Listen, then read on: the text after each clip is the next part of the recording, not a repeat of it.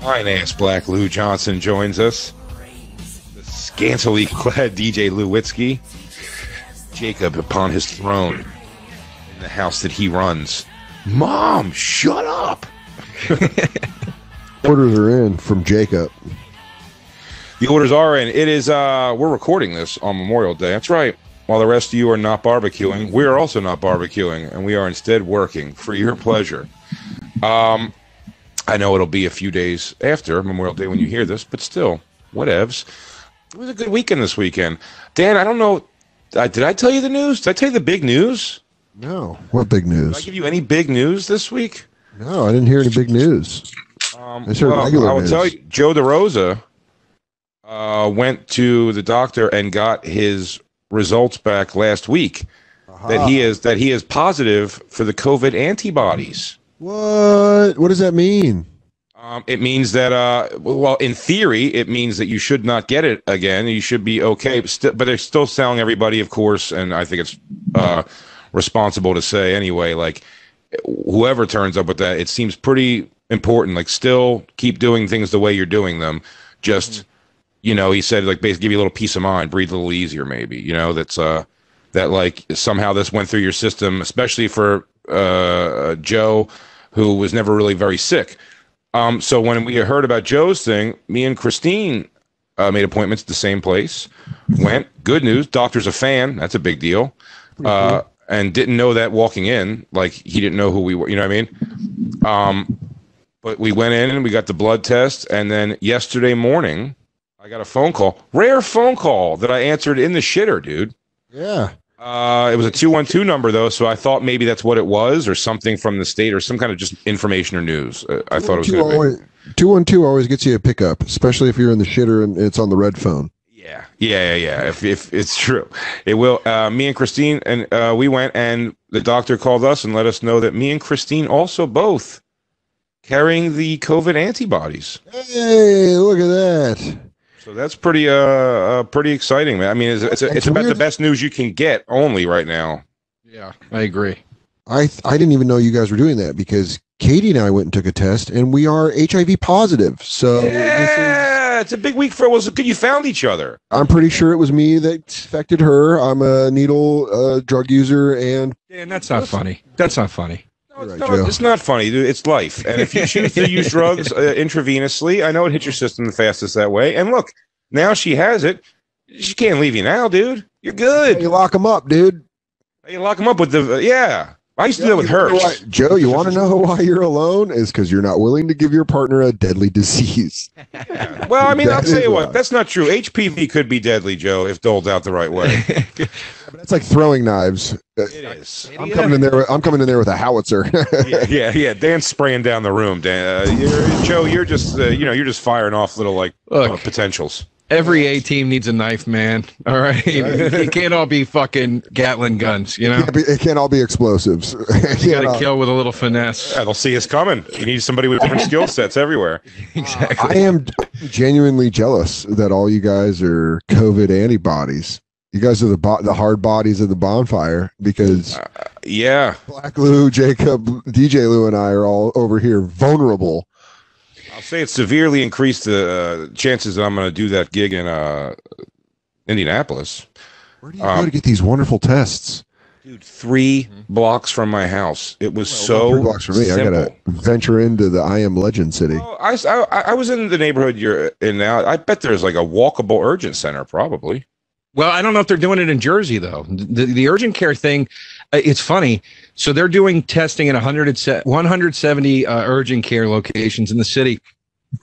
Whenever I've told somebody who doesn't live in New York that I got this test, they're like, wait, how? How did you get a test? I'm like, oh, they're not doing this everywhere? I thought they were just doing this everywhere. You're kind of right. Weirdly enough, like my parents who work in a hospital are having a hard time getting that test. Very weird. DeRosa, just with the inside track, knowing where to go. I'm going to migrate back in. I'm going to go stay with Vecchione just to get my test, see if I got the bodies. And then I'm going on a kissing spree. Oh, buddy. Yeah, I just licked storefronts all night last night. I bet you could spit into your hands and just rub it on your face and then touch a doorknob and then touch your face again. I've been fingering my eyes and mouth the way I like to outside again. God, dude, I like to get a good eye rubby on the street. What's up, Joe? a trade-off, Dan. I mean, you can move to Jersey for love and die. You can stay alone like me in New York and live. I mean, which side you on?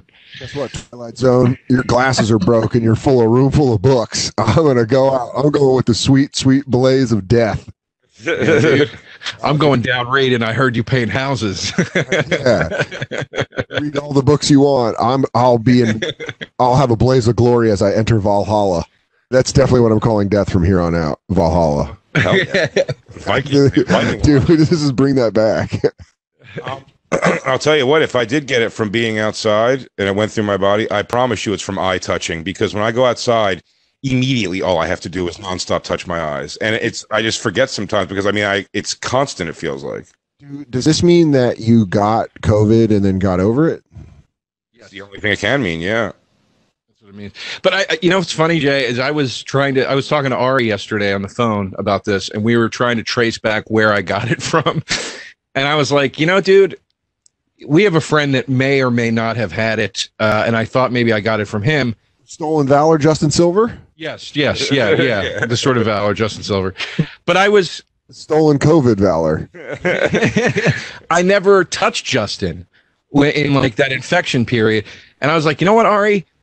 The last day I worked in stand-up was March 14th, which was less than 2 it was like less than 2 weeks out from when I got sick. I was like, up until the morning of March 14th, I was hugging and kissing everybody I came in contact with. So like, who knows? You know what I mean? I didn't stop hugging people until like the night of March 14th, I think was the first time I went into the club and said like no hugs, you know what I mean? And people were kind of like, ew, okay, fine. My hope is that I got it in those times before everyone was being careful, because that's what I mean. Like if we got it, like if you find out it's traced back to like getting it like in that time, well, I'll never know. But that is the scary thing also. When we had the antibodies, we're like, well, shit, I was never sick. And then you're just like, damn, when did I get it? Like, when did I have it? Like, can you protect yourself then? Because like, I haven't gone into a store without a mask and gloves. I haven't, do you know what I mean? So it's just one of those, like, what the fuck? Do you remember though? Do you remember? Because this is another thing I was saying to Ari. Jay, you and I were kind of sick for the exact same period of time. There was 6 days where we both were like, I ache, I'm tired, it must be the rain and my allergies. I go to bed at night, I wake up sweating. We went through that and then I remember I said to you, I go, Jay, that ended on a dime. It just ended. I go, maybe we fucking had it, dude. You guys talking about maybe having COVID is like when my dad tried to tell me about Vietnam, knowing he was a cook in the Navy. I'm like, shut up. You didn't see any action. Technically, yes, you were there. No, technically, yes, you got COVID. You were drinking beers on a fucking carrier rooftop. Joey or Dan, I can't like lie to you. That's what I'm saying. I would actually describe it though as what Joe's saying is right. I had nights where I woke up like sweat, just like I chalked a lot of it up to anxiety, because again, it wasn't an all day thing. Headaches were a big thing for a while. Yeah, and being tired for sure. But I really like if you the severity of those symptoms.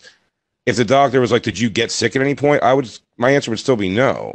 Or these labs are just handing out false positives, like Leslie Nielsen is handing out strikes and fucking Naked Gun. Dan, that sounds like the talk of a non-survivor. Jay and I are survivors, and you know what I mean. Like, I don't mean to exclude you from the conversation, but Jay, as survivors, how do you feel? I feel good. I can't wait to knit you a quilt, Joe. It is it's fucking odd, to think that we have the antibody, but again, it doesn't necessarily trying to like understand it completely, because they said 80% of people that get this will not show symptoms. That's an old factoid. That is an old fact, but I'm like, okay, so if none of us were ever sick and we have these antibodies, does that just mean that like our systems, this thing hit our systems and our systems built the thing to fight it off and no harm, no foul? Yes, that is. So I'm like, but if that's is that what's happening to most people? Evans, you said part of what you said is very accurate. Actually, when I talked to the doctor about the test, I told him what my symptoms were, and I go, look, I think I was exposed to somebody that had it. I had this many. These were my symptoms for 6 days. I even mentioned Jay. I go, my buddy had the same symptoms for 6 days. I go, it didn't feel like anything, and he literally just goes, "Is he your lover? Is he actually your lover?" And he literally just goes. He just goes, yeah, like kind of like brushed it off. And then like a few minutes later, I go, So do you know anybody else that had those same symptoms that it was actually positive? And he goes, oh yeah, a lot of people. He was like, he goes, and I've also tested people that were deathly ill that didn't have it. He was like, tons of people think they weren't even sick and they had it. So you want to see some real creepy shit? I'll show you where I keep some of the bodies. You go, what? Yo, you want to see where I keep the cold ones? Dude, this one died probably 15 minutes ago. Her leg still moves. You want to see? Let me tell you,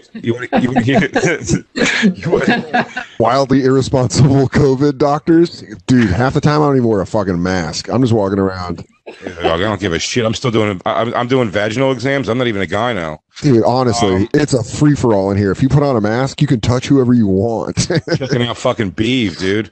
Just a guy walking through a hospital being like, I'll check her out. I'll check her. I convinced a dumb hot Puerto Rican girl the other day that you have to do the swab in the pussy.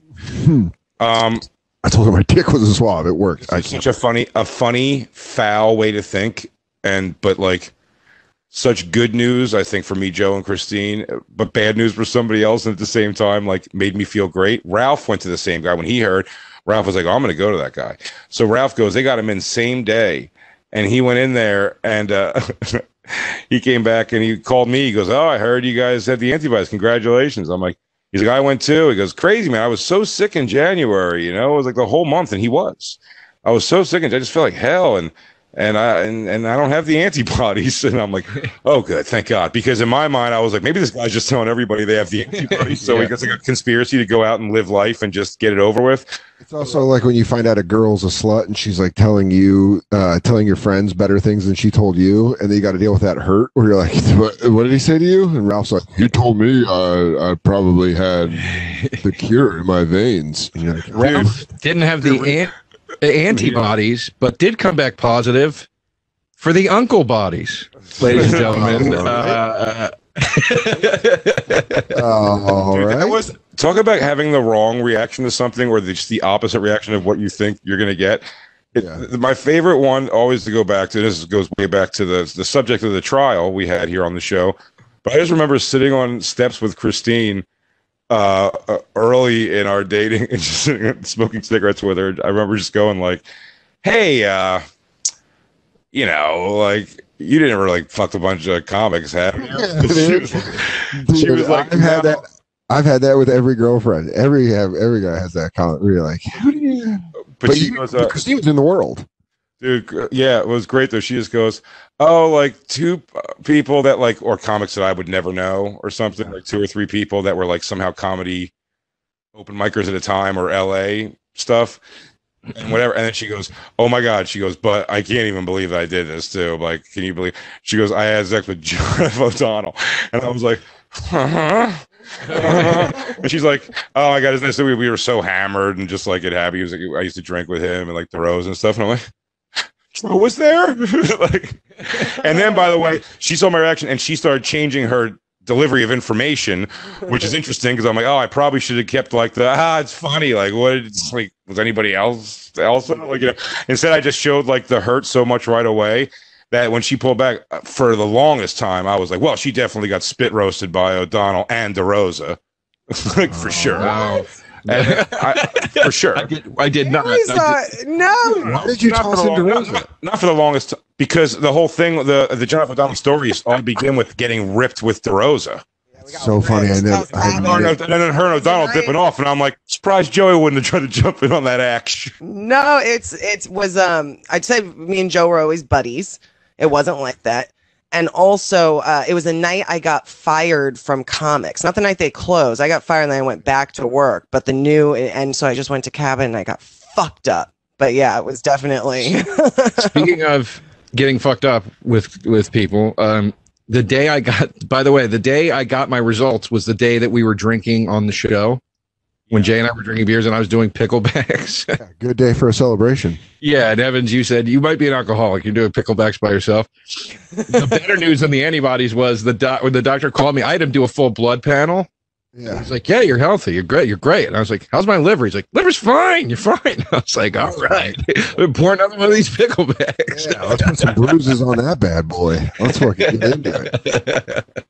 Yeah, dude. The finding out, I think it was last year. I was talking to a girl I hooked up with that I'm still friends with. and she like let it be known that, because when we hooked up it was weird and not good, but then she let it know that another comic that we know she was like hooking up with consistently, and you just have to act like it's like cool. You're like, oh yeah, she's crazy, you know, because like I love that. I love your free spirit. Yeah, you're like, oh, that's crazy that that happened, and you're just like sitting there eating it, and you're like, please text us who it is right now, please. Yeah, I can't sit here for 2 hours. I'll text you both names. Put that in the back of my head. We've had that even with girls that, you know, fuck both of us. And it's just a weird thing where you're like, especially as a chick, I'm like, oh man, girls really do just come onto the scene. And it's like, you just really start to understand. I'm like, pass around. And it's like, I'm not saying that for the girl, the experience of fucking these like 3 or 4 guys that she's attracted to isn't also fun. But it's weird now, over like a decade of hanging out with a friend group of guys, you see these girls come in and out of those friend groups, you know, more often than not, there's one floating around. Oh, I didn't look. Yeah. I didn't look. It made Joe so happy. It really made me laugh. I got a lot of Eskimo brothers in this business. I just found out Dan Soder's one of them. Yeah, we are. We were all connected. Who is it? We were before. Text it. We were before with Nikki. Yep. What? Let's not dig any ditches here right now. Get anything? What do you mean? This is we're not on a wire. This isn't an FBI case. They're not. Dude, friend groups though before comedy, because I feel like me and most of my girlfriends have fucked like at least one of the same guys. Dude, when I went to Alaska, I banged a lot of your girlfriends. I know you have. One of the ones that stung the most was when I went home. When I went to Alaska when I was 19, it was like in between years in college. So I went home to Aurora for like a week or two, and I was in love with that girl Jeannie that I told you guys about, that just like strung me along for 6 years. Yeah. And I remember I went to Alaska, and when I was up there, I like called on my cell phone, and it was like roaming. So it costs a shit ton of money to call people back in 2002 on roaming. And I talked to her a bunch, and I was like, oh, when I go back, her and I are going to date. And I got back, and like 3 days later, me and my buddy are drinking beers in my car, and he's like, hey, you know, she was hooking up with Joey. And I was like, oh, yeah. I don't give a shit, dude. I was in Alaska, man. I just remember having to be like, just that weird shallow breathing where you're like, my ego definitely didn't just take a shot. So funny. His name is Joey. That hurts extra for some reason. Oh, yeah. Joey. Not Joey. He did it to me. See? Oh, no. I gotta tell you something. I don't know why this is the thing in me. For some reason, the most bizarre, someone who I know as a comic first, you said that text, Dan, so I was like, I know them as a comic someone. What I can't picture for some reason is female comics sucking dick. I don't know why it's such a weird thing to picture. I feel like it's something like while they're blowing you, they have to like roll their eyes and be like, right, this is what the chick do. It just seems like if you couldn't get a serious sensual blowjob, it would always be like hammy. And I'd be like, I hate this. Mwah, mwah, mwah. Is that what do you want to hear? Some gaggers? Glop, glop. That's what we do, right? So guys love that shit. And you're like, please stop talking. You're gonna drive me home, right? And you go, can you stop doing charming dialogue? Hey, reverse that. Do you think do you think female comedians have a hard time picturing male comics eat pussy and not be like, oh no, look at me, I'm down here. Yeah, I give them what they want though. When I eat their pussies, I go I do voices. I go, oh, bobbity bobbity bobbity bobbity bobbity. Yeah, dude. Oh, look who's down here. It's Winnie the Pooh. She's like, oh. She finishes blowing you. And she goes, you're going to get me an Uber, right? Because it is hard for a black person to get a cab in this neighborhood. She starts doing bits where she's like, and she goes, oh, speaking of my mother. You go, what? What is this? What are you? She stops for a second. She goes, oh, my jaw hurts. But hey, that's why it's called blow fun, right? It's called blow job. She starts asking you business questions. She's like, do you know who books that room in Brooklyn? You're like, I don't know. Let me find out. Dude, I've hooked up with female comics where in the morning, like, after, we'll go to bed, and then in the morning, like, as soon as we wake up, they'll be like, one of the first things they'll say is like, not all of them, but sometimes, my God, what did I do? Like, Hey, did you hear who's booking Fallon now or something like that? And you're like, dude, I can't. Like, come on, man. We just fucking, you know what I mean? Like, let's not talk shop. That is What you should do is you should just come right back with a bit premise where you go, I don't know. Hey, have you ever heard anybody say, like, you ever been with a girl whose pussy is so stinky that you wake up and she's like, what? No, not you. Not you. No, not you. Me and Christine actually have hooked up with female comics, but like out of the you know what I mean, like not like anyone's like close group. Joey's got some fucking surprisers when they find out, and I'm like, damn, dude, hell yeah, like good, but I'm just always like surprised. It just seems like not even like personality wise would I see that happening. I'm like, oh, that's awesome. With me with certain female comics. No, just with female comics. You're like the Mel Kiper Jr. of fucking gatekeeper. What joke was that? It was like 3 girl comic. Like somebody made a joke about fucking DeRosa, and they like all raised their hands. It was me up front of the stand. DeRosa was still in LA for a long time at that point, and I was like, I said, someone says about like someone's telling the story of like, and then at 5:30 in the morning we went back to my place and hooked up, and I was like, Jesus, man. I go, Joe, I go, that's what I saw to be like a good part of the game, which is not a bad game. It's like he hangs in there till the end. And at the end, it's like it's 5:30. If you still have any bit of energy, you're like, all right, go knock it out. He really is De Niro in Cape Fear. He just holds on to the bottom of that car. He just hangs in there, dude. It's great. And I go, and that person was like, I mean, guilty. And then the other one raised her hand and said, yeah, me too. And someone went, nuh-uh, me too. And I was like, that's fucking crazy. I'm telling you, man, DeRosa's out there scouting. He gets people coming in early. He'll hook up with women, and 5 years later, I'm like, yeah. Go on record saying I've never had any authority in this business. I've never been in a position of power. It was always peer-to-peer basis. I think that come over. He goes, in the morning, I could probably talk to JP Buck. I mean, I have his ear over at Conan. He goes, oh, sorry. You know what, JR at the comic strip? I got to hang up right now. But I appreciate you calling me. There's the thing about fucking girl comics, though, where it's like whether they're in the world or not, there are where it's like if you're fucking them, they end up just like kind of being in the world a little bit, like they're just kind of brought into your world. Whether trust me, I've gone through. You know, you're like, oh, oops, I guess she's here now. Let's elevate the one girl drunkenly that right outside the house, we didn't know she was a comic, and right out front of our front door, she goes, "Oh my gosh, just wait a second, is this gonna make you like think differently of me of a comic?" I go, "Well, that's impossible."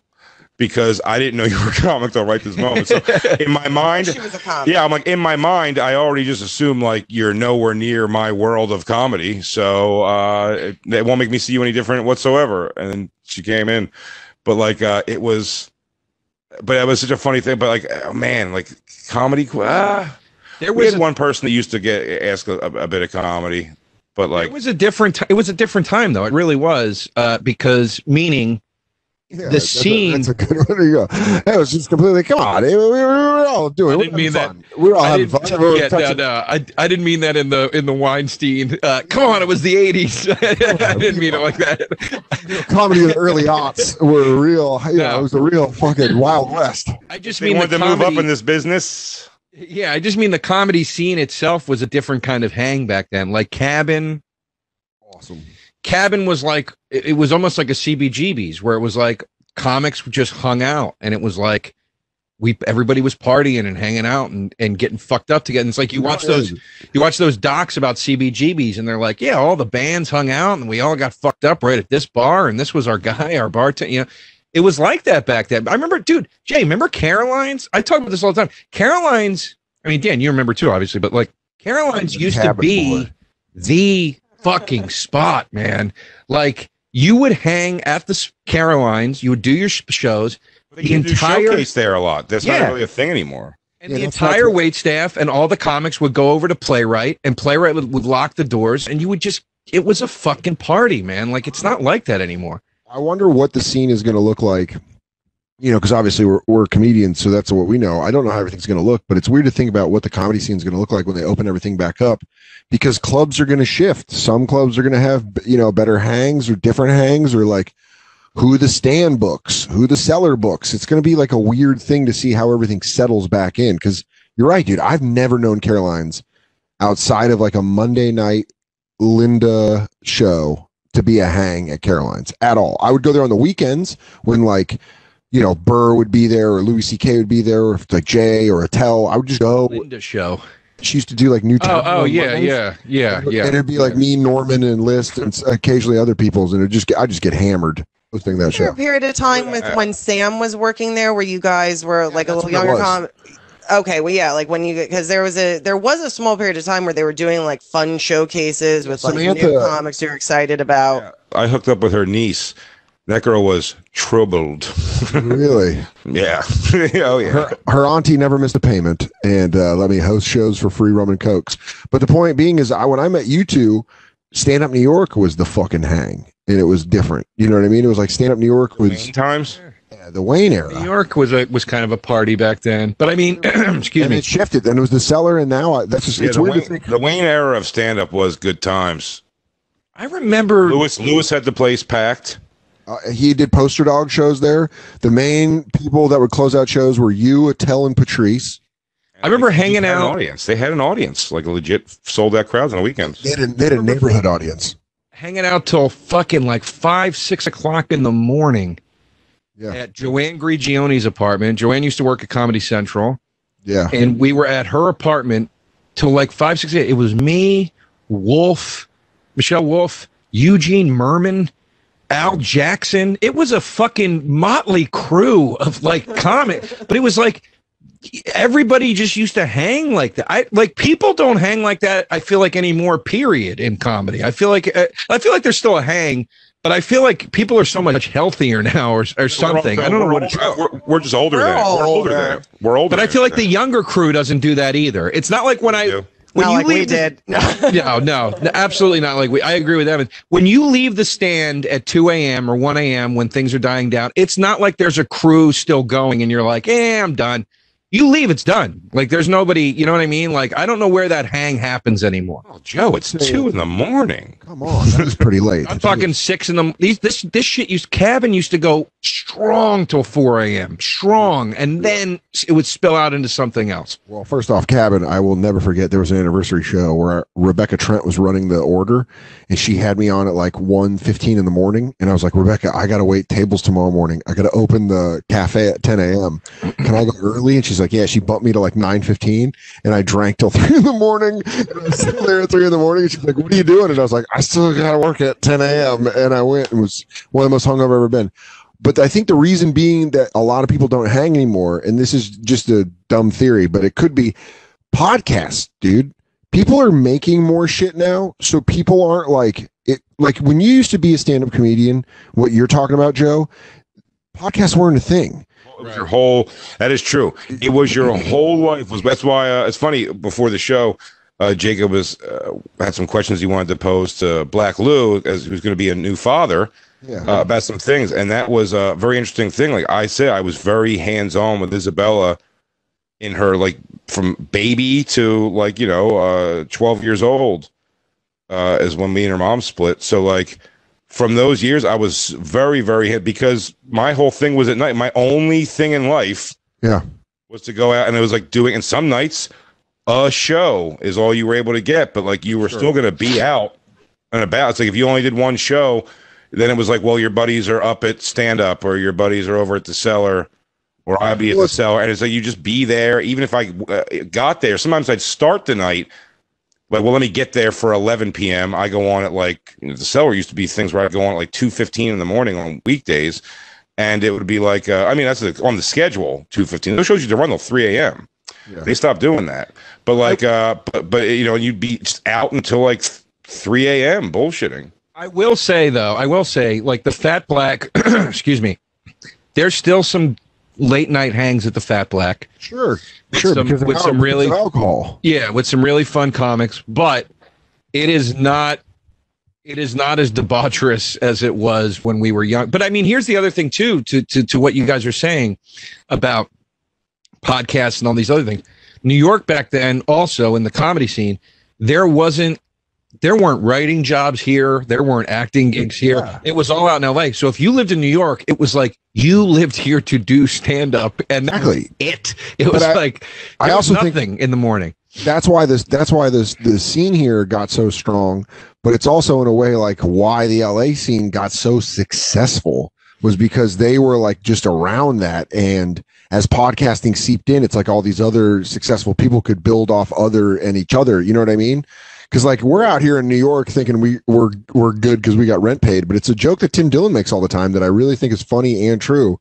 Those LA guys have fucking estates. Like they have fucking homes. You know what I mean? Because it was a different thing. If you were in New York, when I moved here, it was the case. If you were here to do stand up. Also, people got pushed out of stand up quicker and more effective back then because like they would suck. And then they would like try to run a show at the Village Lantern, and then that wouldn't happen. And then the next thing you know, you would like see them and they're like, yeah, I don't do it anymore. You're saying there's no phasing out anymore? No one phases out anymore because now everyone can do a podcast. Everyone can do this like weird thing where they kind of keep a foot in the door, but they're not even. Man, the thing that really pisses me off, and the thing, Seth Simon is like somehow involved in comedy. Well, he's not. He's just a nuisance. He's just a bored failure that's a nuisance to people that are actually trying to make shit. But nuisance wasn't even possible for sure. For sure, dude. A decade ago. Not even a half a decade. Dude, a half a decade ago, Jay, he interviewed you and I for Paste about our hour specials on Comedy Central. So it's like... Nice, right? Yeah, dude, it's like Batman shit. It's like who turns out to be the villain? You don't know who the fuck...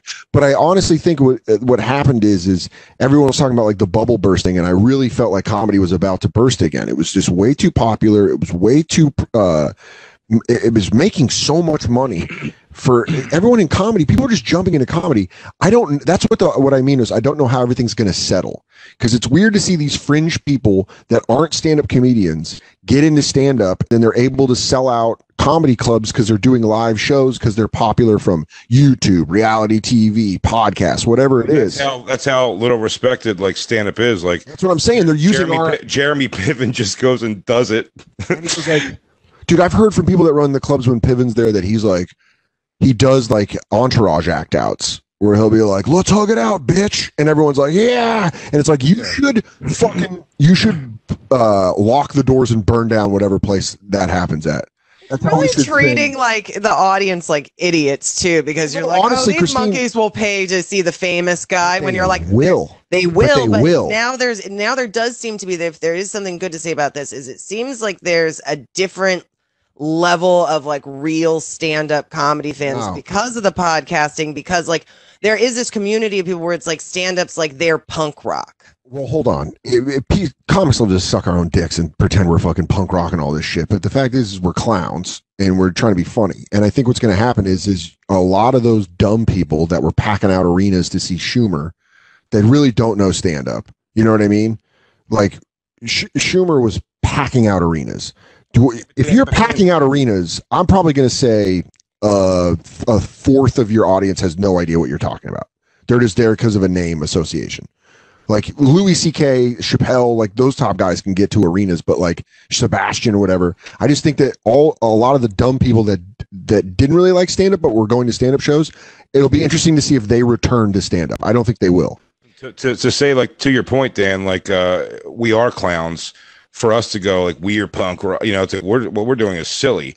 It gets made punk rock by the Seth Simons and guys like that. They make it punk rock because they come out and they go, you can't have this on network television. Yeah, people are so it's like they're good and bad. Lenny Bruce again, you know, it's like that other side makes it dangerous again. To call my comedy, Jay Oakerson, his dangerous brand of comedy. You say like dangerous to what? It's just. But also, Christine, I don't know if you know how the Lenny Bruce story ends, but it's not good. Dies of opiates, penniless, because he's fighting the courts. So that guy raged till the very end, DeRosa.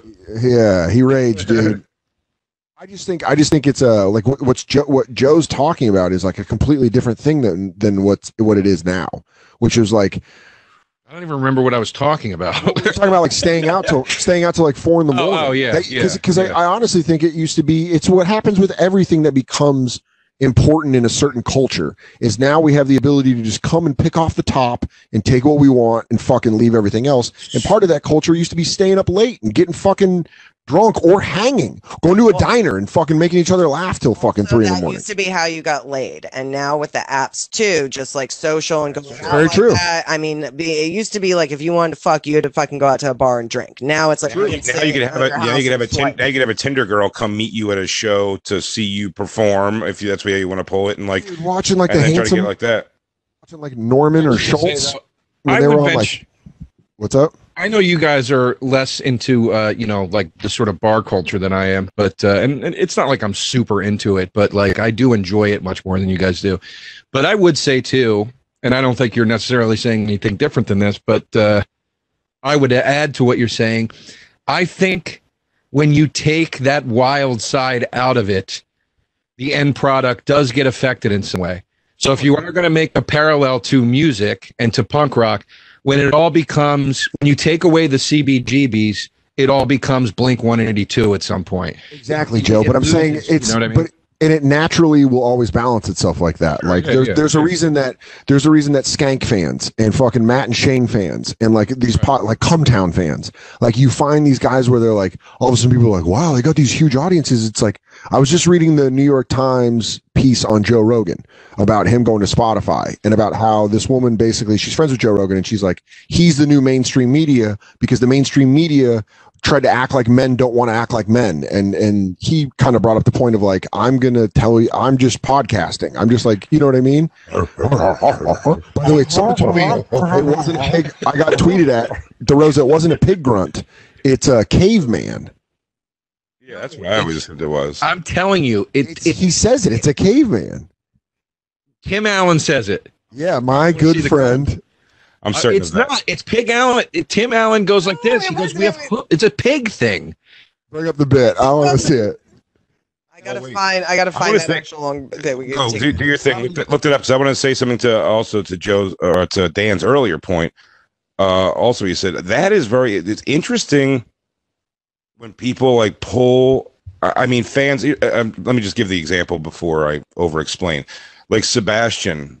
Yeah. Right, I'm not going to talk shit about him, DJ Lou, so don't worry. DJ Lou just goes blank. He's just like, he's just showing a gun. No, he goes, Sebastian has tons of fans. Yes, absolutely. More fans than any of us, probably all of us combined by far. I mean, times by far. 10. Yeah, I'm saying Sebastian. But what I find so interesting is that to the point I said before, it's like they're Sebastian fans about people being fans of comedy versus fans of a thing.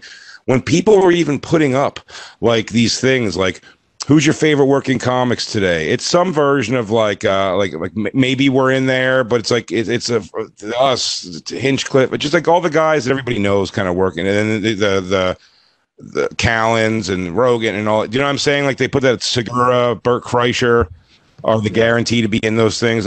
No one's ever like, my favorite comics are Sebastian, Burt Kreischer, so and so and so. It's such an interesting thing he's done. I don't think I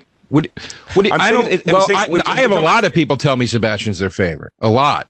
No, a lot of people, Sebastian's favorite. But are they comedy fans across the board? I find that they're not just fans of everything. That's what the point. But I mean, that might be better for him when this is all over because they're so for him. Here's what it is. Because you're talking about when somebody graduates into being a brand versus part of a stand-up culture, right? Yeah. So it's like, yeah, I agree with you.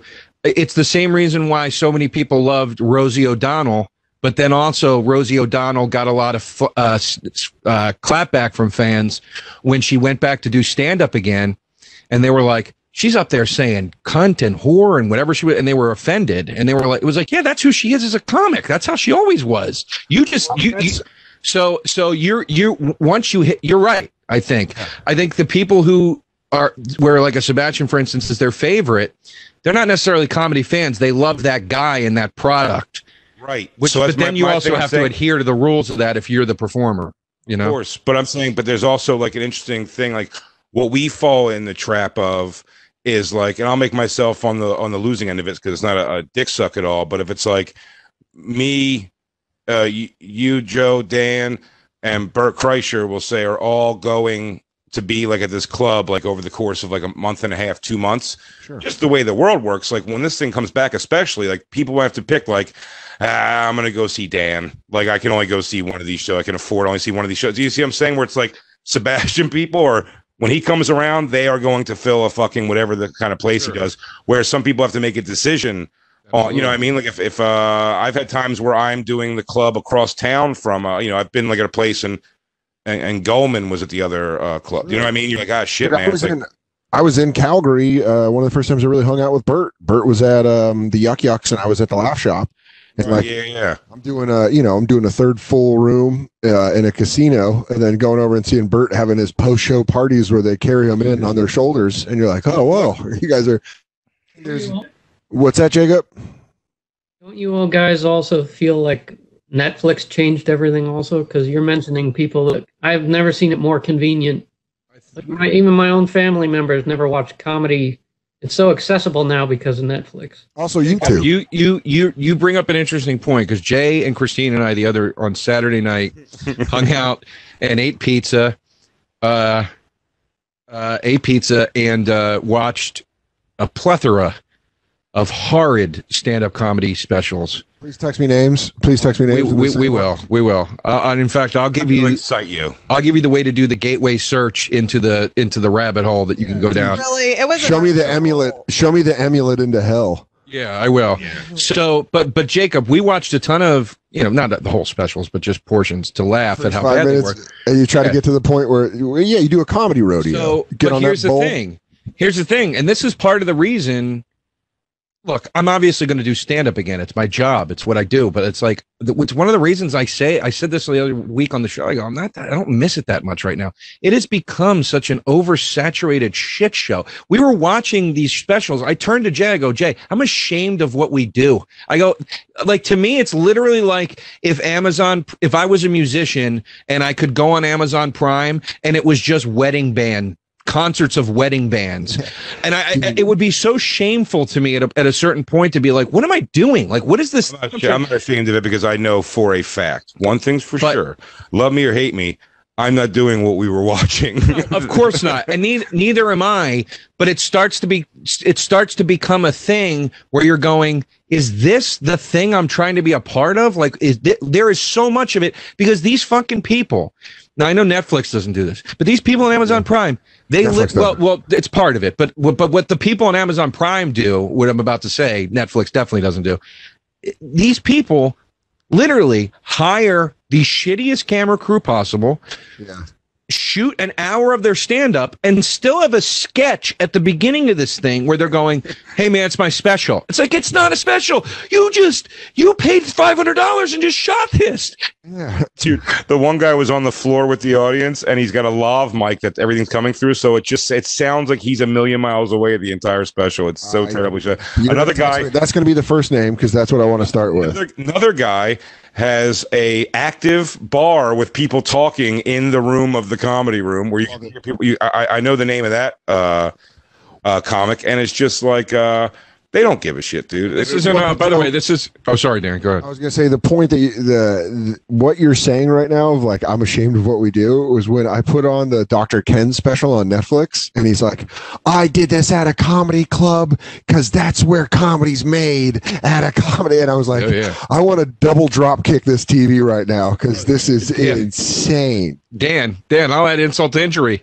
We heard that exact sentiment expressed on a few of these comedy specials we watched. Crazy. You know what it is? It's like the phoniness is like political level. It's like politician level phoniness where you can just tell where they're like, I'm doing this because this is what America wants and that's what America needs. And you're like, shut the fuck up, you phony. I will tell you this right now, and I mean this from the bottom of my heart. They can have all the estates they want in LA. Yeah. Okay, and would it be nice to have a big old fucking house? Absolutely. I'm not saying I'm above it or better than it or don't want it. I would love to have it, but they can have all the estates they want out there. If you gave me the choice between, hey, dude, it doesn't matter. You're going to live comfortably, whether it doesn't seem like you will on a day-to-day basis and have an exciting life in a great comedy scene, or you'll have the estate and feel a little more comfortable. But at the end of the day, it's not going to make a difference. You're never going to starve. I'm taking the former in those two. Yeah. I'm taking the fun, excitement, the adventure, all that shit before I'm on the fucking, and no offense, Dr. Ken, on the fucking Masked Singer because I'm trying to figure out how to stay relevant and make these property fucking taxes every month. Fuck that, dude. What's crazy is to see, like, I know people, and we've talked about it off air, but like I've watched people snake into the comedy business recently, where they're just grabbing whatever they can grab just to keep moving their name forward. That's what I'm saying. Well, the thing you're saying about Kenji, I would do a show like if I enjoyed The Masked Singer. I would, if they were like, Jay, you could be a judge in America's Got Talent. Like, I would consider that heavily, Really? for sure. Of If course, you- yeah. listen, I like Jay, the show. Jay, I am not knocking anything that you're into. But when I'm watching, not you specifically, I'm just saying if you're into it, great, like do it. I don't give a fuck. But when I'm watching The Masked Singer, Yeah. and I see Dr. Ken wearing a fucking Michael Jackson glitter jacket, going, "Oh, that was so dope," and Coulter. I'm like, give me a fucking break, man. Give me a fucking break. You didn't want to do this. You wanted to be making hangovers. You didn't want to do this. But it just shows me fucking just out of breath, going like, "What'd you guys think, Dan Marino? What did you think?" And he's like, I didn't like it." And you're like, "Oh, okay." Well, you know what's funny? You guys bring this up. It just in this quarantine, I've gotten into Law and Order SVU. I've just just put it on from the beginning or newer ones. Just whatever's on. Well, I mean, Bells? are we talking Stabler and Bells? I've got a little Stabler and Bells. I've gotten all the way up to like Stabler's coming back with a spinoff, by the way. Stabler's he was supposed to be in the season finale this year, and he's getting his own spinoff. And I'm a Stabler guy, but I'm SVU across the board. I've seen every episode, I think. Well, but I'm getting into it, right? And I'm like getting into Law and Order, and then there's like that phenomenal Colin Quinn bit where he's like the most snubbed he's ever felt that he's never done an episode of Law and Order. One of my favorite bits ever, where he goes through how he could be on the show and who he would be on the show. Then he acts out the last scene in just a very Colin Quinn, my favorite is this when he goes, "I'd be a florist, and I'm like working on the flower, and I'm like, detective, humans are a lot like lilacs." He just does this whole thing out. But I thought about it, and I was like, I think I would do a Law and Order. Jay, would you? You would SVU in a heartbeat. Yeah. I auditioned for one once, but I didn't get it, and I saw the part too, which is funny when you see it actually play out. But I would be in a Law and Order for sure. Dude, and you do it. I would do it in a second. Well, just because that's particularly SVU. I would be. I would love to be in, but it's a. What's funny about that show over the years is as you keep watching it, Dan, if you are that into it, because eventually that's a show that I consider just like a supernatural. It's just like you put it on and it's over and you move on. Katie got juiced because she was like, "Oh shit, I think they're doing all the famous ones," and she's like, "I got to see the Robin Williams Law and Order SVU," and I was like, "I never saw that one." Yeah, it's a dark one. Yeah. The Martin Short one's a really good one, but there's is he the bad guy? Spoiler alert. Well, I think I am, huh? Come on, spoil me. I had no idea Robin Williams was even on SVU. Jay, did you know that episode? Yeah.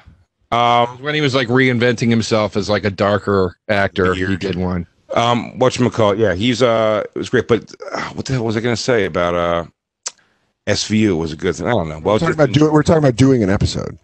Oh, being on an episode of SVU. Yeah, when I auditioned, it was hilarious. I heard girls coming out like in dresses screaming from the room, and then I went in there and read for the part. But if you go back and watch the show, what's fun about it too is you will see people pop up. There's Bobby Kelly's in an episode. Really?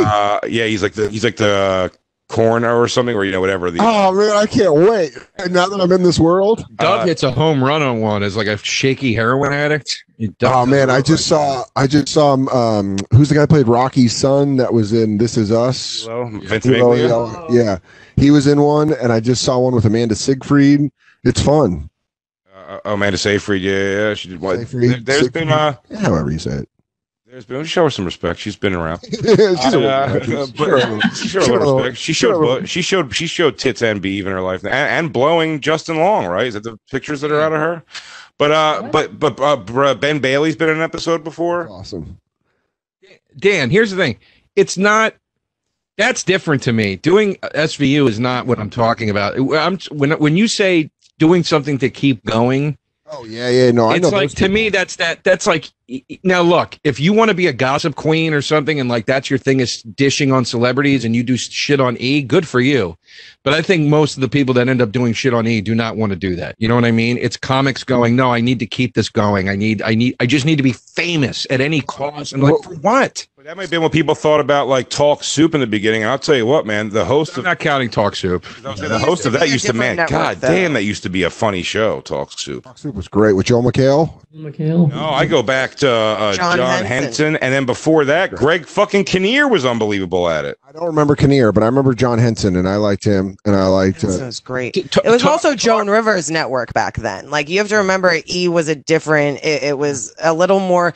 E used to like bust the balls of pop culture, and then it like became pop culture, and that was like the Kardashians coming in. I'm just saying in general, you know what I mean? Like I'm not counting Talk Soup. I'm friends with Jade. She hosts it now. I hope it's going well for her. I don't know. I haven't seen it, but I got excited. I was like, I love Talk Soup. I was excited for her. But like, you know, it's just you see people doing shit where you're like, you don't have any interest in this. You're just doing a fucking, you know, it's like, you kidding me? I fucking dude. I've seen that where in spades where you're like, Jesus Christ, you just really want to be. Well, that's the weird thing, and that's kind of what made me bring up this whole topic. Was I remember in 2007, I just wanted to be out doing stand up.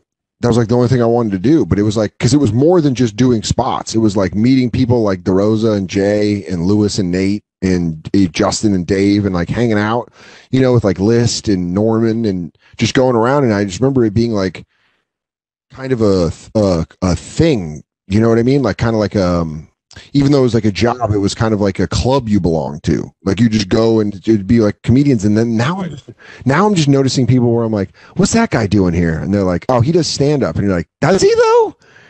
And then like, I've even like seen successful people that are maybe like writers that try to do some stand up and they stink. And one of them has the same manager as me. And I text my manager. I'm like, he's not a stand-up. He's like, yes, he is. Yes, he is. I'm like, you guys are the problem because you're the ones fucking building him up as stand-ups. This guy does stand-up once a year. He's not a fucking comedian. You know what else, too, along those same lines, Dan? And I'm not saying you have to be a fucking train wreck physically to do stand-up. I mean, I would say, you know, the three of us and many of my stand-up friends are attractive in their own way or whatever, but I see a lot of pretty people doing stand-up now. That's exactly a lot of pretty fucking dudes and chicks doing, and that was never the case. That was such the crazy exception to see a hottie doing stand-up. That gorgeous guy kept getting through on at whatever that Bring the Funny show because like Chrissy Teigen would just keep going like he's so hot. Yeah, him. She would just get his vote all the time. My favorite is whenever I'm around Lewis and someone tries to call me, like Jay will be like, that handsome son of a bitch, and Lewis will just freak out and go, Dan Soder isn't handsome. He's handsome because he's in comedy. If he's just in the regular world, he wouldn't be that. And I'm like, no, you're absolutely right. You're absolutely right. But there's people that are entering comedy that are hot in the real world. And you're like... Eddie Letterman would say that to me. I would go, like about a comic, I go, oh, so-and-so's hot. And she'd be like, I mean, I can't. She's hot because she's a comic. You wouldn't shit on her if she was a regular human being. And I was like, I guess you're right. It totally is. And that's the definition of workplace hot. And it's like now you're seeing people that are like legitimately hot people starting to come in and being like, do you guys want to see my abs? Oh no. It's like when we watch Gronk do stand up. It's like, hey, this isn't Gronkowski. Rob Gronkowski did a Showtime special. Who's Rob Gronkowski again? He is the current tight end for the Tampa Bay Bucks, former tight end. Say that again, tight end for the Patriots. There also seems now that standings, you know, I think that I feel like you guys and your friends and whether the girls or guys and the people that are kind of gravitated towards this like seller community stand, whatever, the real stand-ups, it's like those might be the people that are like, I want to be a great stand-up. I feel like there are a lot of people that do stand-up because it's a way to get noticed, whether it's by a casting director for reality TV or this or that. It's like there are people where they want to be famous. You're wrong. It's the other direction is what's happening more now. More it's people that are getting a thing like that. Like they're known from like, oh, they're Wackadoo Johnson. They do a character on YouTube and then they're headlining the comedy. Agents That's want great. to tour them because they make money. Because anybody that does stand-up, you can create a touring business out of with the name, so it gets all fucked up. I'm telling you right now, what happened is live podcasts started selling tickets it wasn't a thing. It was never live radio shows. It's like, what is this, the fucking 40s? So no one did live radio shows. And then when it was Bonfire Live, we should start having like and then the thunder came in. I would love that. Just in, Kim Kardashian shows a beef on the news. Don't forget to buy a Buick. Buick, they're happy to be made. And this is a live bonfire. But are you brushing your teeth enough? Try Quip. Or what's it called? Quip. Sorry, I was in Quibi. Now you can get a girl that's just like an Instagram model that's like, hey guys, it's the Queef podcast where I just queef into a microphone. Selling out. Thanks for selling out MetLife Queef podcast. I listen to that. This week's Queef is a little silent, but you definitely hear it get pushed out. I just want to start by saying thanks to all my Queefs for joining the Patreon. We have over a million sold. All the That's Queefies. right, maybe. I listened to over the weekend. I listened to Kevin Mcdonald. You know Kevin Mcdonald from Kids in the Hall. Yeah. And it's like, oh, Baba. I listened to his. What's the evil character he does with? I forget, but he just goes evil. That's one of my favorite things ever. He goes, But I listened to his. Yes, Master. Him and Dave Foley. I listened to his stand-up album because he was a sketch guy that went and did stand-up, but he at least made it like a sketchy stand-up show. Sure. And then like it makes me laugh because one of the first bits, it's called it's sketch comic doing stand-up, and he's just going, sketch comic doing stand-up comedy. He just keeps yelling that in that voice. But it's like that's the thing. It's the Pivens, you know. I mean, that's what the fuck they are. I mean, is there any Piven stand-up available on YouTube? I haven't watched the second of it. Let's take a break and come back and watch some Piven. I am curious to watch some Piven. I would love to dig some of it. I want to. It's like, dude, it's like if Monster Energy Drink was doing stand up. So you ain't gonna find it. I want to look for it, but you ain't gonna find it. His publicist is smart to scrub the fucking internet. That shit. We can find a little Piven. I want to find maybe even find some Dak Shepard while we're in there. Oh man, let's go see Shepard do stand up. Let's go see some people doing stand-up that has no business. Let's take a break. We're hanging out with our quarantine third Mike, Joe DeRosa. Check out the podcast Without a Country, available on the Gas Digital Network. That's Joe DeRosa and Corinne Fisher. Dan Soder, of course, every Sunday night, Billions, on Showtime, 9 p.m. Make sure you check that out. And if you're in Indianapolis, June 18th to the 20th, I guess start getting your tickets. We'll see what's going to happen. Let me plug that. June 18th through the 20th, you can go to bigjcomedy.com for tickets to see Big J at the Helium in Indy. Let's add shows. I'll add shows if we got to. Oh, man. Because it's going to be whatever the half capacity. I'm getting fucking itchy, dude. Open door invite, dude. I'm driving still. All right. Let's go to break. We can't keep teasing. All right. We'll be right back. It's Bonfire. That's Big J Oakerson. Quarantine third Mike, Joe DeRosa. Joined by the crew, Lou, Jacob, and Christine. We're hanging out before the break, doing some pontificating, doing some crazy people talk because we're all trapped inside. Mostly about comedy and how it's been changed by the podcast. I mean, listen, we benefited obviously from podcasts. All of us have. You guys are listening to this because of podcasts. That's the reason we even got this radio show. But I'm saying people doing stand-up, it's attracted people it's let people that normally wouldn't have survived in stand-up survive longer because they have other. I'm surprised how many people are doing podcasts where it's like a long-term thing. Of like, here's the thing: if you have to get for a podcast to genuinely make sense, to make any kind of money or make any kind of dent in like the road where people are showing up for you on the road. You have to have like high 5 figures and potentially 6 figures for that to make some kind of an oomph. Do you know what I mean? There's people who linger around. It's like, hey, we got 1,000 listeners. That's pretty great, and it is like I guess an opening out of the gates. We've also been doing Skanks for a long. We did Skanks when we were just doing it to do it. Like we didn't have a lot of affiliations, and we had. I remember getting excited when we had 400 listeners. We're like, shut the fuck up. You know what I mean? Like it's that was crazy. So it's like it does take a time to build, but it's just like. I feel like when we did it too, we weren't like everyone's doing it. Now it's like everyone just does it. It's like part of the game almost. Yeah, if you're a comedian, it's weird to think about you're a year in and you're like, okay, I have 2 minutes on stage. Now what's my podcast going to be? Vecchione was the last veteran holdout. Yeah.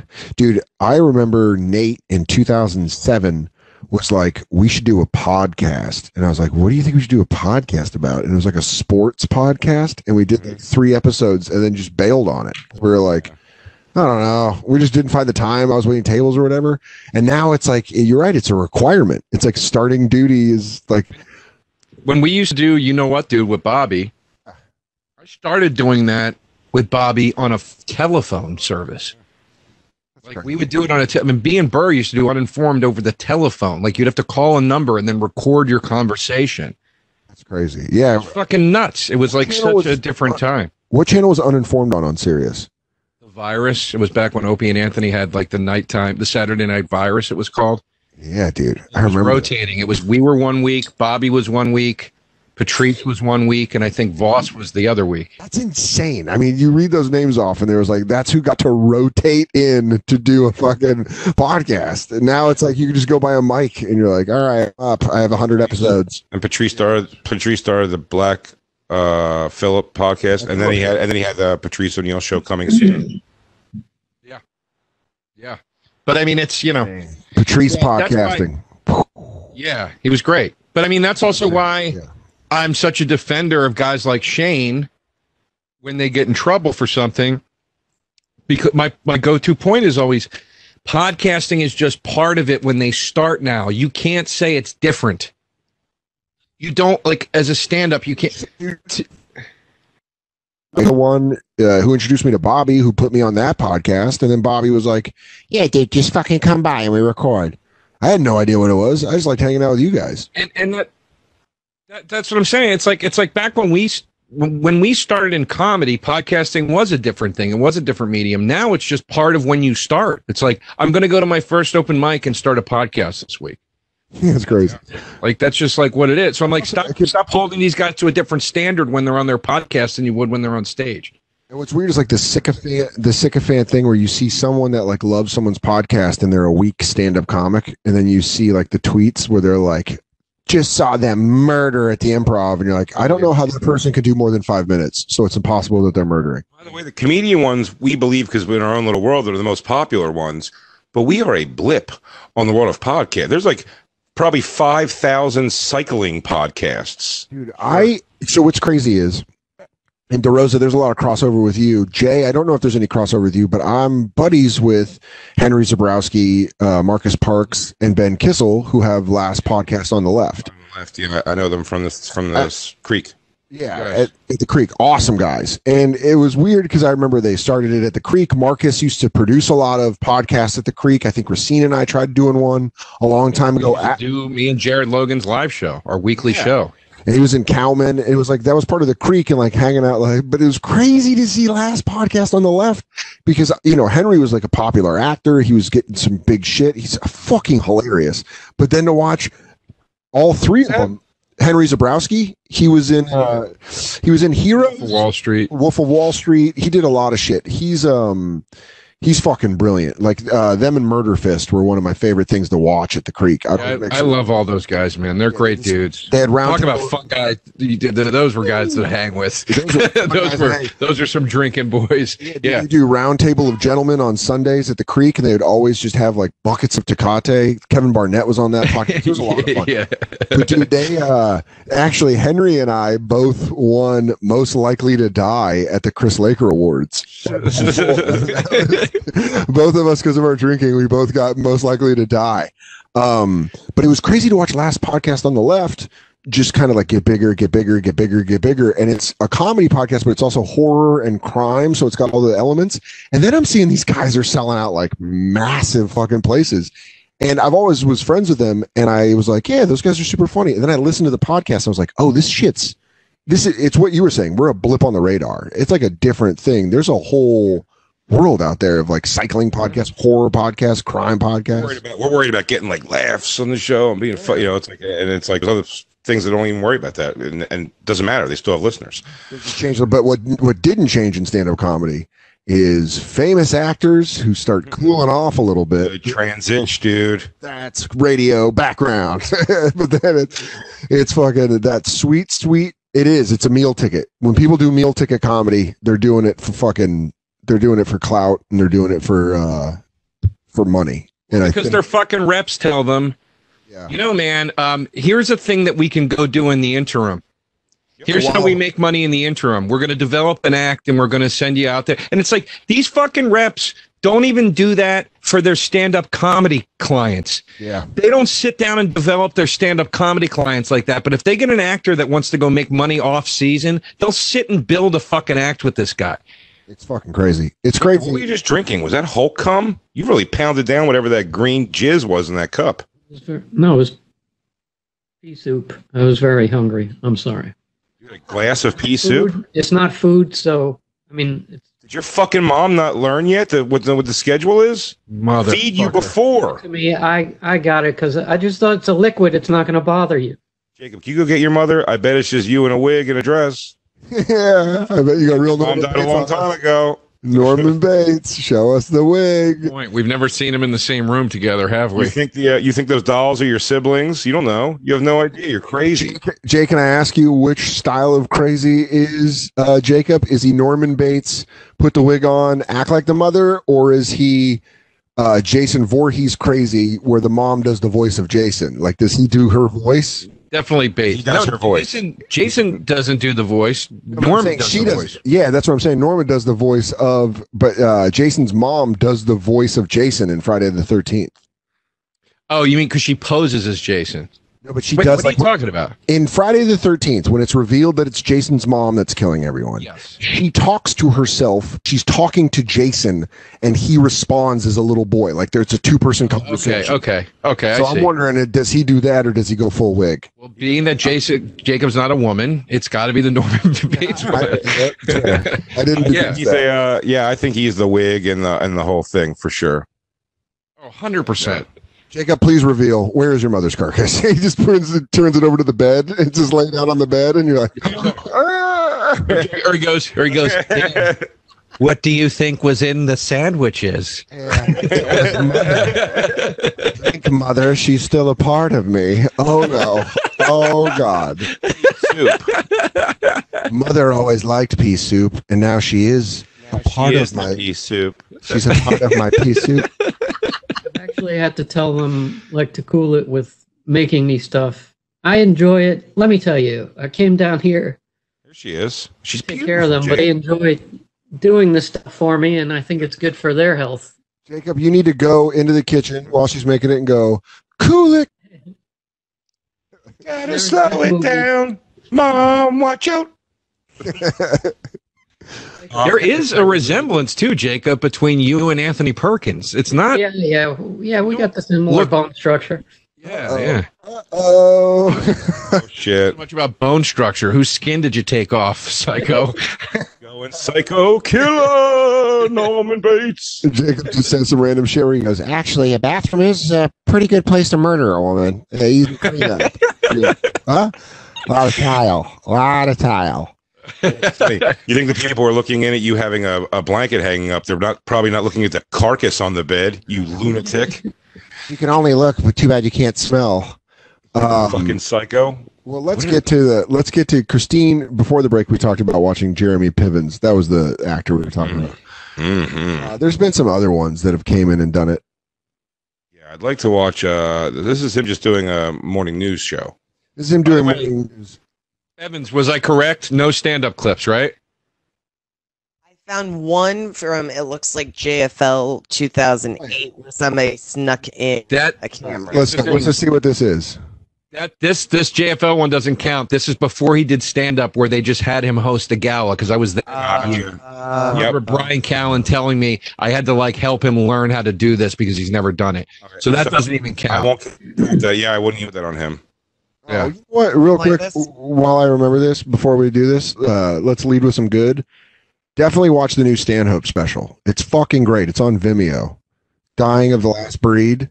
The new Doug Stanhope special. Fucking super funny. Super fucking funny. There's 3 bits in there where I'm like, God damn it, that's great. Also, let's plug another buddy. Kyle Grooms has a new special. Fucking Kyle Grooms is awesome. On Amazon Prime. It's called Brain Humor, and it's about his recovering from having a brain tumor. It's pretty uplifting. It was funny and uplifting. Kyle Grooms has one of those jokes where, do you remember watching a joke before you were a comedian and then you got into comedy, met the comedian, and then Kyle Grooms is that guy. I remember watching his Comedy Central Presents, and he has a joke where he's like, America's so rich. He's like, most countries don't even have drinking water. We got so much water, we got water parks. He's like, you come down the slide and you're like, ew, some got in my mouth. Yeah. What a funny joke. And then, becoming friends with and getting to know Kyle Grooms, and he's fucking hilarious. He has a great bit on the new thing about the doctor coming in and being like, we have to do emergency surgery. And he's like, he's telling me everything. And he's like, and I was like, he goes, he was so smooth with it. I was just like, yeah, let's do it, motherfucker. And he goes, I never even met this dude. It could have been a janitor in a lab coat.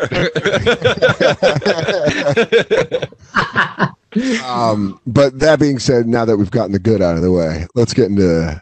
Yeah. Are you going to show the JFL clip? That doesn't count. That's what Joe said. That doesn't count. No, that doesn't. Yeah, let's explain what this clip is. Whenever you have to go on local news to assure people that you're a stand-up comedian, it's not a good sign.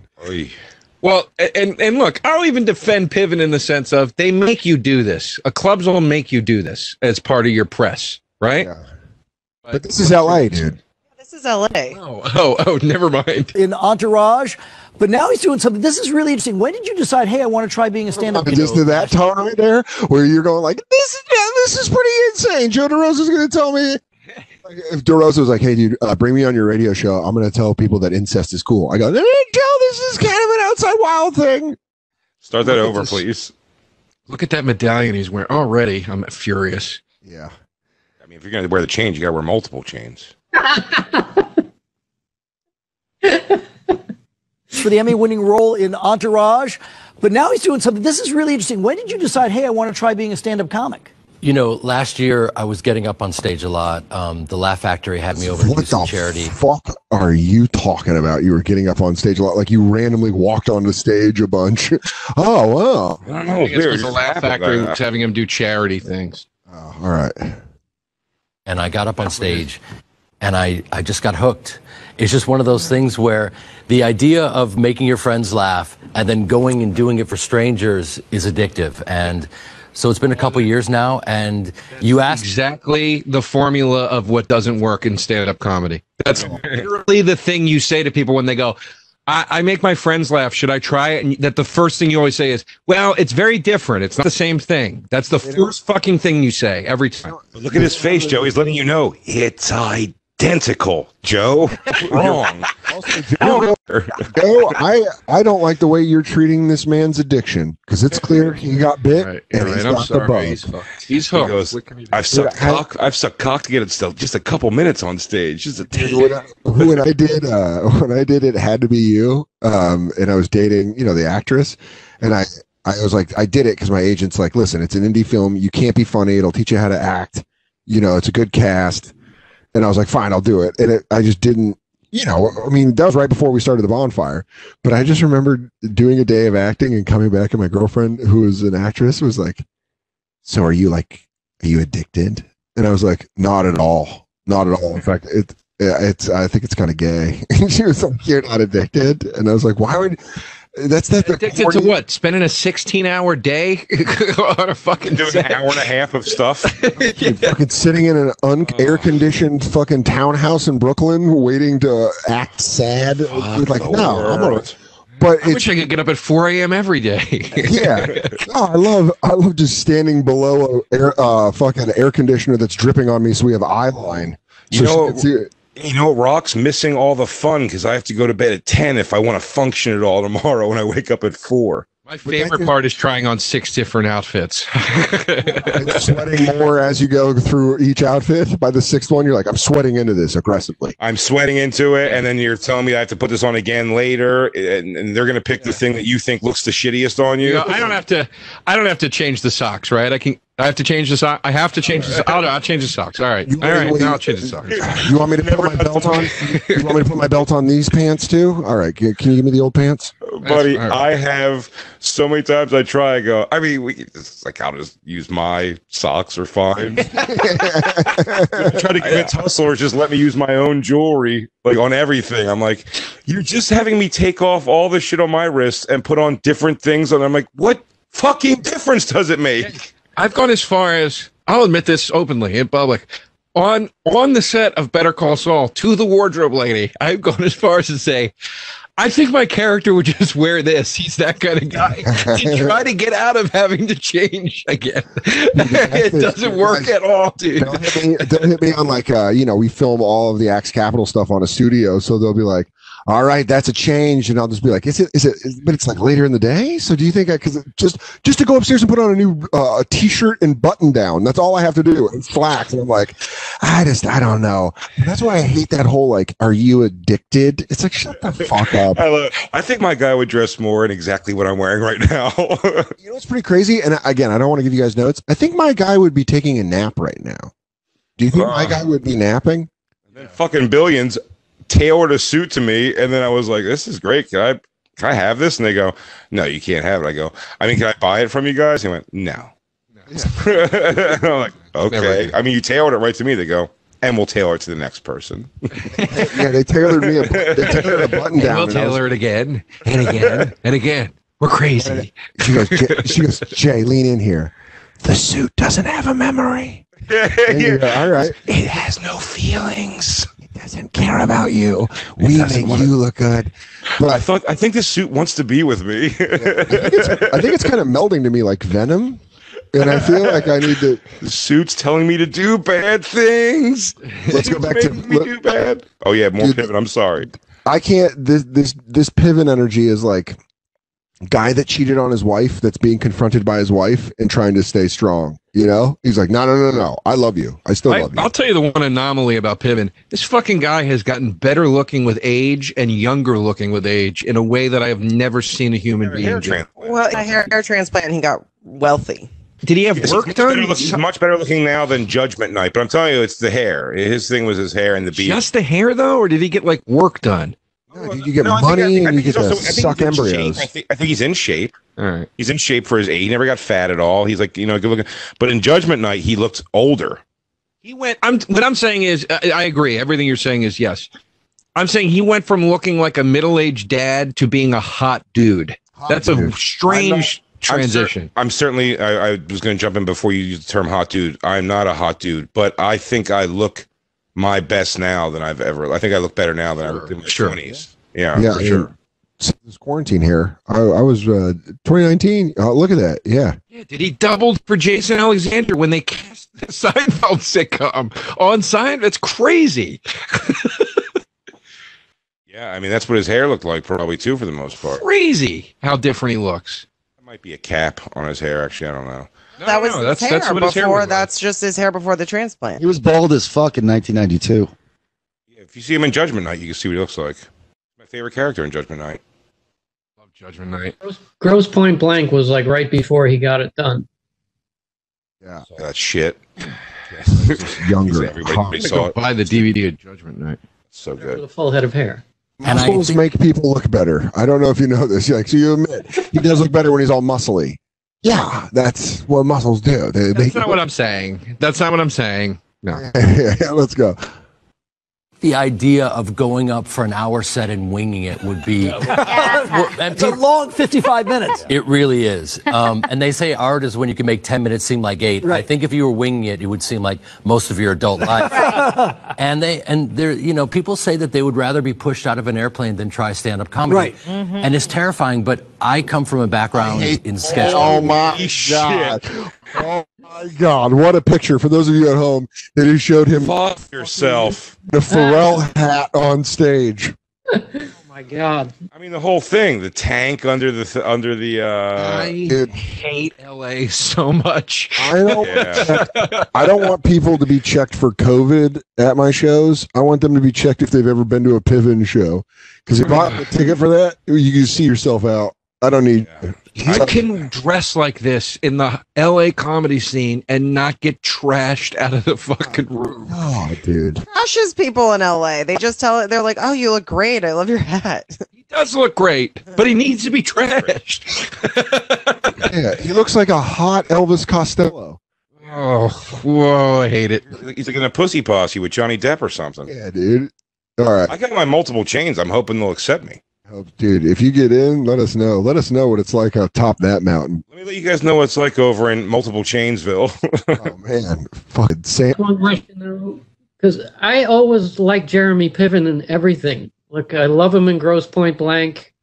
I thought he was the only watchable thing in Entourage. Excuse me, sorry. I think I don't like him in. Why is he not liked? That I've heard rumors, but I don't. Well, I've heard I have heard from just like clubs that I've gone to that he's actually a kind of a jerk off at the club. But that's I've heard that everywhere. That he's an asshole. He's shitty to the staff. Yeah, I've heard very similar things. But that's If you're, By the way, I wish you would come out of the gate honestly in this interview. What made you do stand up, Jeremy? Well, I was accused of grabbing a few women by the pussy, so I'm not allowed to act anymore. So here we are. Yeah, it turns out that whole Me Too has some blowback. Trials were pretty serious, and well, I'll tell you what happened. Trump got elected. ... Here we are. Yada, yada. Bing bang boom. Weinstein. Fill in the blank. Here we are. He goes PCU, hair transplant, Entourage awards, yada yada yada. I can't act. Oh yeah, liked him in PCU also. Loved him in PCU. He's a funny actor. He's a very funny actor. Great in Old School. Great in all the fucking. He's great in singles. With Second City and improv and whatnot, and I've been lucky enough to do some comedies, and so it is part of my background, and I'm loving it. I'm traveling all over the country. Well, I tell you what, we have several touring comics come here all the time, and one thing they talk about, and there's a particular threshold, is it can be quite lucrative. Yeah. Well, I tell you what it is incredibly challenging, and I'm so humbled by it because every audience is completely different. And so you've got to honestly, I thought I could feel my ears bleeding for a second. He's explaining stand-up comedy. He goes, you go up there and you have a bunch of different personalities in a room, and how do you connect with all of them? He goes, what's crazy is, here you have the beach and it's dry, it's sand, and it's a million pieces, and then you have the ocean, and the ocean is it's billions of pieces, but beautiful pieces. It's beautiful. Everything touching is just beautiful. Because all right, Jeremy has his shirt off. He's just rubbing. He's doing this across the camera. He's putting his fingers in the mouths of the anchors, and he goes, "What I like to do is I like to put on a white noise machine for the audience, maybe like some ocean waves or something. Let's get you out of that dress." Only a not funny comic would talk this seriously about stand-up. This guy has missed 18 layups for jokes. It's quite lucrative, is it? Tell that to the fucking hotel they put me. Whatever the fuck you know what I mean? Like all he did is he went like this, Joe. They're quite lucrative. He goes, you can't. Yeah, he went quite lucrative. He goes, oh yeah. It's really, it rains cash. It would have been great if he put in a cigarette as he said that. He goes, turns out you are a little bit of a journalist, huh?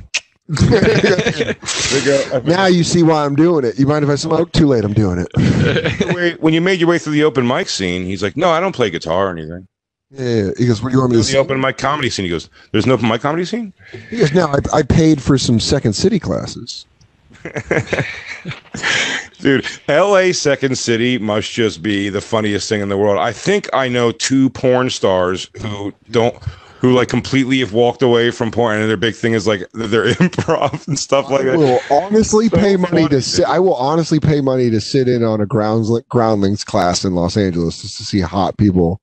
Buddy, there's got to be a chance online that what's her name, Jasmine St. Clair. That Jasmine St. Clair has some improv up on YouTube, dude, and she was the gangbang, all-star.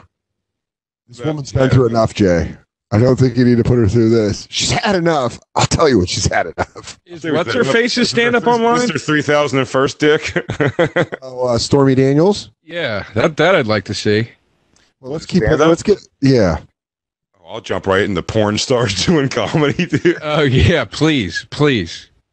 Didn't the girl who played Kirk Cameron's girlfriend, who was a Playboy girl, also? She was doing comedy for a while. Julie something. She was hot in the 80s. Dude, people that just try to do stand-up.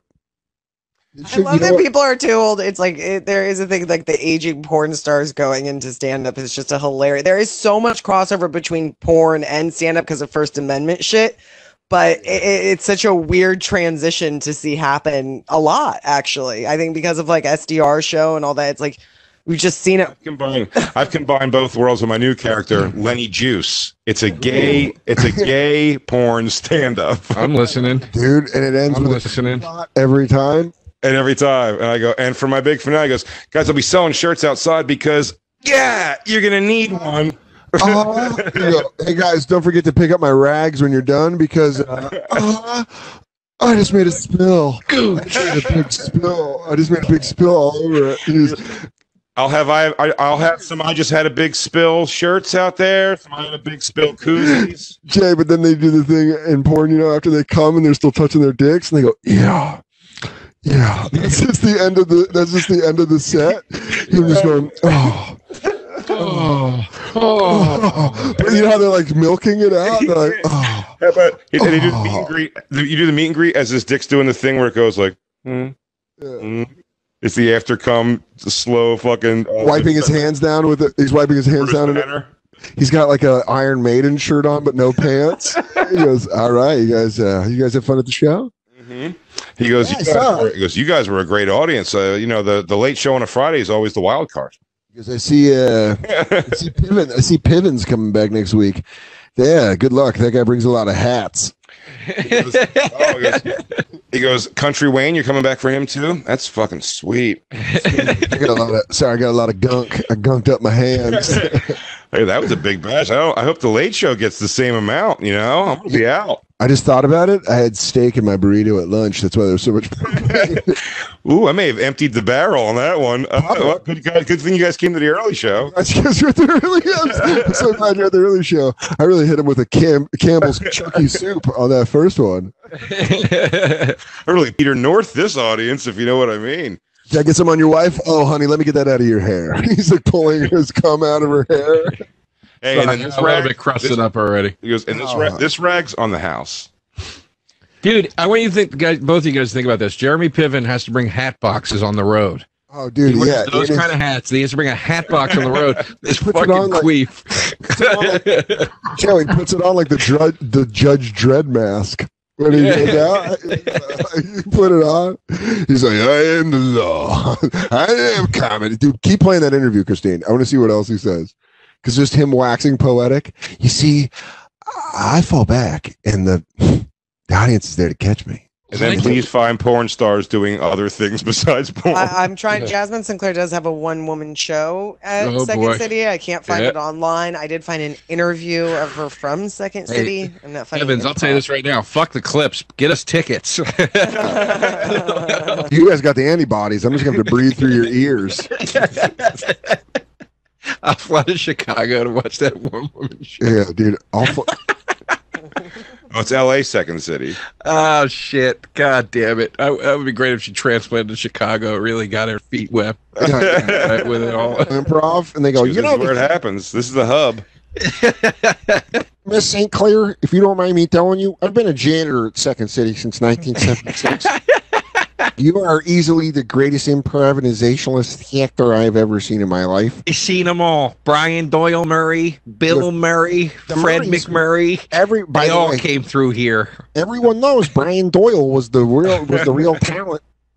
By the way, I'd like you to notice on Jasmine St. Clair's one-woman show, she has to give you note in the thing that it's on the second floor with only stairs access, so don't bring any of your cripple friends. That's so funny. She goes, you might have to drag your boys if they can't walk. Shit. All right, let's finish that. That Piven interview. Be totally present and navigate that audience, and you may think as an actor it's a monologue, but it's really a dialogue because you're bouncing back and forth with the audience. Oh my god! Now the untrained eye may think that it's a monologue, but I'll tell you what I've come to learn in my travels is that it's actually a dialogue. He goes, and life finds a way.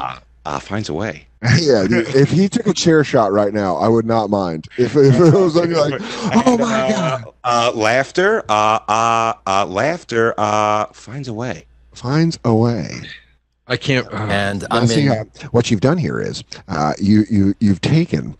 He just starts through the whole dinosaur explanation. Dude, if you did Goldblum in Jurassic Park doing the explanation of dinosaurs, I'd be like, Piven's got to pass. Yeah, Piven's got to pass. God creates man, man creates comedy, comedy creates man, destroys God.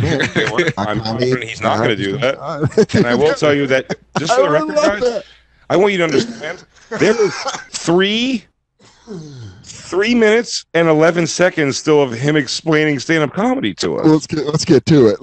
I know we only got about 10 minutes left, but fuck it. Why not, man? It's Memorial Day. I want to fire off some fireworks.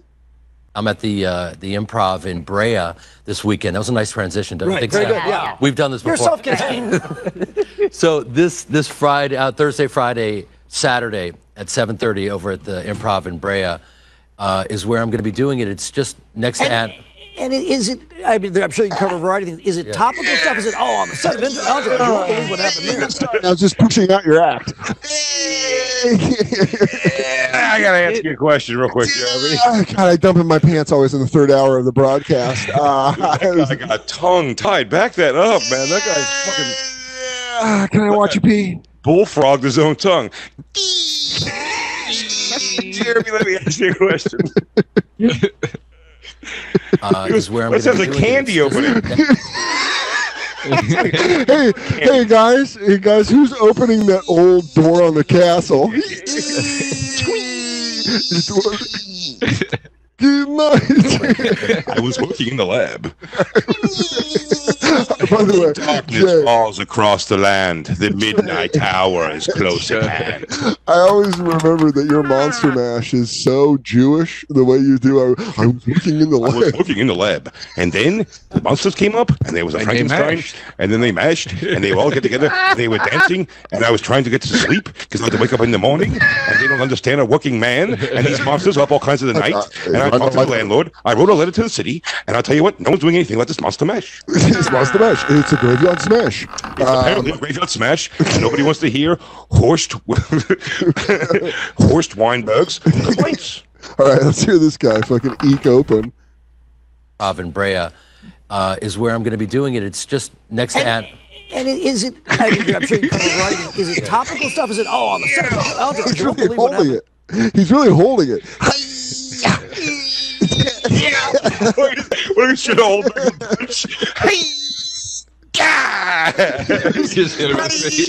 Oh God, I'm glad they didn't put me on camera. You're just talking some bullshit. You know what? I like I like he just turns to the table. I'm sorry, gang. I've had enough. I can't listen to this anymore. I'm gonna take a walk, guys. You guys want to finish this one? This guy acts like no one's ever seen Punchline. Well, I know Somebody how pick comedy him goes. up off the floor. I'm done. Do that again. Oh, Give me a little more of He's that. talking about it like it's an art that he's studied, that he's getting into. It's a weird, like, actory. I like to paint my audience with a wide brush. You know, really cast. This is a big how net. a college sophomore talks about their liberal arts degree. This is every film major entering their last year of school. Pathetic. You know, sometimes it's like. And is it? I mean, I'm sure you can cover a variety of things. Is it topical stuff? Is it on the set of Entourage? You won't believe what happened here. it's a little bit of everything. Oh man, he did not. Yeah, I mean, That guy could have been. That guy, I don't think that guy likes Jeremy Piven. Goes. Is it a little bit of just an observational, or are you up there going like, damn, a guy from Entourage, or are you gonna go back to when you were bald on that other stuff? He goes, Jay, he just starts doing meaner shit. He goes, is it about like political stuff, or is it you talking about the advancements in hair technology? Be honest. You're up there tarred up with stories about Entourage, aren't you? He goes, what are you guys talking about? Your Hollywood parties and all the pussy you get? Is that what you? I'm thinking you wouldn't have to stand up during this interview so much if your pants weren't so unnecessarily tight. Yeah. Why do you dress like you're 20 when you're 50? Oh yeah, you talk about politics, you fucking retard. What do you do? What do you do? What's the deal kind of stuff? Or are you out there really going like, I was on a TV show and here's some things that happened on that? Oh, dude, I love it. Let's see how Jeremy reacts because he did not like He it. says a little bit of everything. Well, selfishly, to be honest with you, it's a way for people to get a sense of who I am. Yeah. And because when you play these fictional characters, you throw yourself into them and you play them authentically, people get a little confused. Well, Sam. no, I mean, but here's the thing. People, you know this. People think you're Ari Gold. Really? Bro, I'm a douchebag because of you. Or they want you to be, right? Right. So, who's that guy? That's Ari Gold. There you go. There you have it. I think, you know, it's a great compliment, as you know, because you've been. I think that guy was trying to wrap it up. He goes, "Well, there you go. There you have it." And he goes, "Wait. I got some more to say." Hold on. It's like another 2 minutes and 6 seconds. It's like a blanket of happiness waves over you. He goes, so there I am, and it's all that's out there is darkness, and I'm feeling my way around it with my words, and energy, and every time I feel a laugh, that's a little breath. This guy is seconds away from saying comedy is like jazz. He is seconds away from saying it. Bet he got cut off from that, and then I never realized I was married to the stage. One of those two. Let's do an over/under. Who thinks one of those statements is going to come up in the last 2 minutes? Joe, can I add a prop bet of I only feel alive on stage? Yep. All right, that's 3. All right, we got to take on 3. Let's see what we got. For many decades, I don't want to age us too badly, but you know, there is a really great compliment in there because. Even though I don't share the same ideology as a character, it's my job to embrace them and not judge them. And, you know, no one's a villain in their own story. Right. So if you play them wholeheartedly, you know, like I went to the polls yesterday and I posted something and, you know, someone says, you know, of course Ari Gold voted Republican. And it's kind of like, well, let's take a beat here. Yeah. You know, we don't have to necessarily, you know, it's a great compliment. Be confused. Jeremy, can we expect less boring story on stage? Jeremy, do you rattle like an insane person when you're on stage or just here wasting my show? Dude, this is completely this is definitely scurrying around women that are accusing him of stuff, I guess. 'Cause he's like, I voted. Just so you know, I vote. And people were like, you probably voted Republican. It's like, no, you're mistaking the guy on TV with the guy I am who just loves people and not Trump. I'm sorry, Jeremy. Am I having a stroke, or does the story suck this bad? I can't tell what's happening right now. Jeremy, now, Jeremy, when you're on stage, do you make everyone in the audience feel like this is eternity, or it's only when you're on our show? Does the whole audience feel like they can taste pennies while you're talking? Because I don't know if. Hey, Jeremy, I just remember internal bleeding, maybe. Does your stand-up inspire people to remember people to call back from 5 years ago? Because I just remember my friend Mitch called me and I never called him back in August of 2015. Mitch! Jeremy, you hear him in the background. I left the oven on. Shit. Jeremy, I'm washing my hair right now. He goes, I have a headache. And he's like, what? He's like, I don't know. There you go. I'm busy Friday. What? No, shit. I don't know. What were you saying? He goes, if you want, I can get you guys all tickets to the show in Bray this weekend. He goes, what night is that? He goes, Thursday, Friday, Saturday. Shit. Oh, wait, No, let me check with the wife. There might be a chance we can come to one of the nights. He goes, you know what? Early Friday we might be able to do. I just remembered, though, my sister died tomorrow. Yeah. It's my May is crazy, but it's October right now. Is it? That's crazy. Boy, the time this year's been so nuts. How long is the show? Well, it's about 90 minutes. You go, All you? Is it just you? Are there going to get there late? Is it all you? The guy just goes, I'm banned from Bray. I raped a woman. Jeremy, no, I've got open warrants. Dude, I'll pick you up wherever you are. You could ride in with me. I killed a man and called blood outside of the. I go there. I can't. Stabs his co-anchor in the neck with a pencil. Yeah. I'm crazy. I can't be out in sunlight. I'm a vampire. No, I'll be in my coffin then. Can't pick me up at 5. It's summer. It's still light out. I'll be in my slumber tomorrow. Vampiring. I gotta rest. You don't look at a vampire and he just like bites somebody who walks by. Sorry, I need to feed. Sorry. The story's getting a little long in the tooth. No pun intended. I married a bitch. After my money. My mother-in-law's fat. Look, I gotta go. I gotta go. This is bumming me out. Why is she a bitch? She's fat. Great. I don't know what to say. We're going to take a quick break hanging out with Joe DeRosa, the quarantine third mic. It's the Bonfire on Comedy Central Radio.